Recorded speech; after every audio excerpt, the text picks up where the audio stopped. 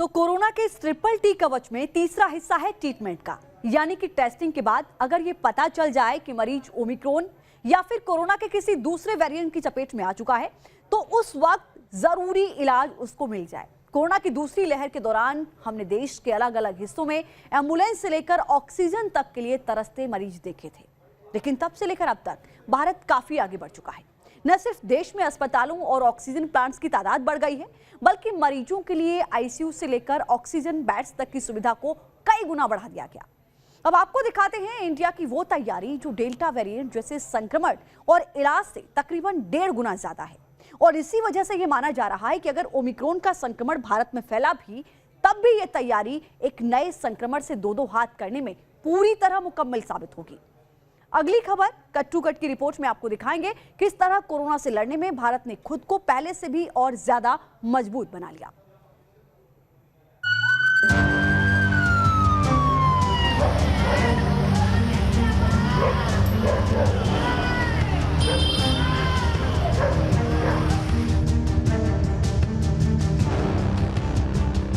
किसी को ऑक्सीजन नहीं मिल रही थी तो कोई एम्बुलेंस के लिए ठोकर खा रहा था। कोरोना की दूसरी लहर ने देशवासियों को ऐसा दर्द दिया था जिसके जख्म शायद ही आज तक भर पाए।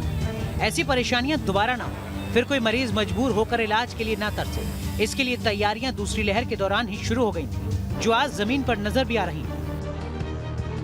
खत्म होगी ऑक्सीजन की टेंशन। जुलाई 2021 में सरकार ने लोकसभा में जवाब दिया कि पहली लहर के दौरान हर दिन 3095 टन ऑक्सीजन की जरूरत पड़ी थी। दूसरी लहर के दौरान ये जरूरत बढ़कर 9000 टन तक पहुंच गई थी। दूसरी लहर के दौरान देश में रोजाना 9000 टन ऑक्सीजन का प्रोडक्शन हो रहा था, यानी बस औसत जरूरत जितना। लेकिन अब ये मीटर बढ़कर तकरीबन 15000 टन प्रतिदिन तक पहुंच रहा है, यानी एक दिन में दिन की जरूरत से ज्यादा ऑक्सीजन बन रही है। अब अस्पताल में बेड भी मिलेगा। दूसरी लहर के दौरान शायद हर हिंदुस्तानी ने किसी न किसी ऐसे शख्स को देखा होगा जो अस्पताल में बेड की तलाश के लिए धक्के खा रहा था। इस दिक्कत को जड़ से खत्म करने का प्लान तैयार है, तैनात है। पहले देश में कुल 2500 आईसीयू बेड थे, आज देश में कुल 1,13,000 से ज्यादा आईसीयू बेड्स हैं। पहले ऑक्सीजन बेड की तादाद 50,583 थी, जो अब 3,81,000 कर दी गई है। आइसोलेशन बेड्स की बात की जाए तो पिछले साल तक इनकी तादाद सिर्फ 41,000 थी और अब कोविड के लिए खास तौर पर 17,17,000 आइसोलेशन बेड तैयार है। सारे प्रिकॉशन जो लेने की आवश्यकता है, क्योंकि कोविड क्राइसिस के दरमियान हमने बहुत कुछ सीखा है। आज हमारे पास बहुत कुछ संसाधन भी अवेलेबल है, सारी लेबोरेटरी भी अवेलेबल है, कोई भी कैसी भी स्थिति को हम देख सकते हैं।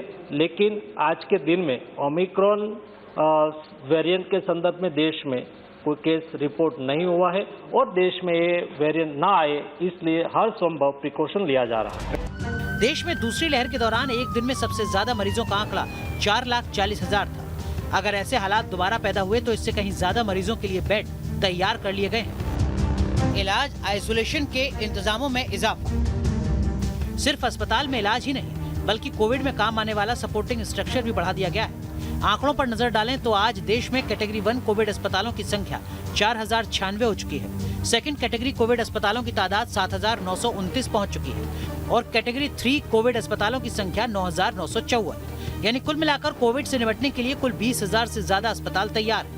केंद्र और राज्य सरकारों ने पुख्ता तैयारियां की हैं, लेकिन आज भी कोरोना या यूं कहें कि उसके नए वेरिएंट से बचने के लिए 2 तरीके सबसे जरूरी माने जा रहे हैं। पहला है कोविड प्रोटोकॉल का पालन और दूसरा है वैक्सीनेशन।